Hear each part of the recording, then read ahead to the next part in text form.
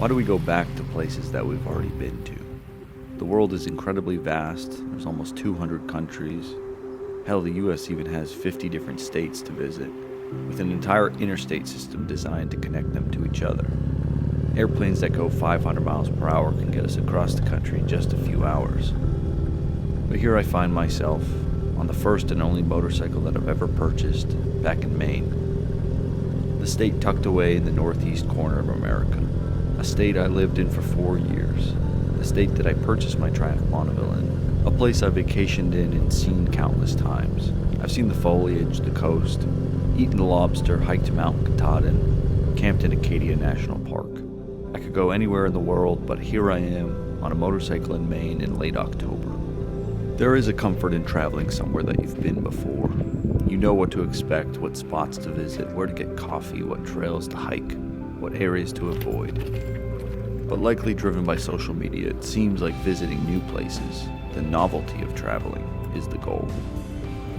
Scrolling through a feed and seeing 15 different magnificent pictures of different places.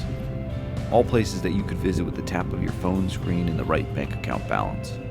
Of course, there are plenty of benefits to visiting somewhere new. A blank canvas to paint with memories and stories.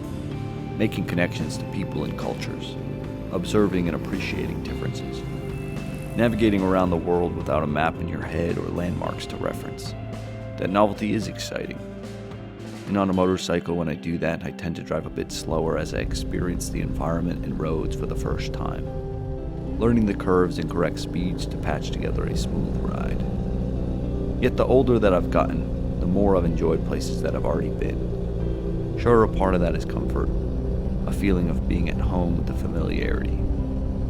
Yet a part of me also loves nostalgia for the places I have positive memories of. So when I travel back to a familiar place, I'm chasing nostalgia. When I physically visit those places, I'm mentally transported back into a series of memories. It's like flipping through an old photo album. Memories that were temporarily forgotten, lost in the shuffle of daily life and time.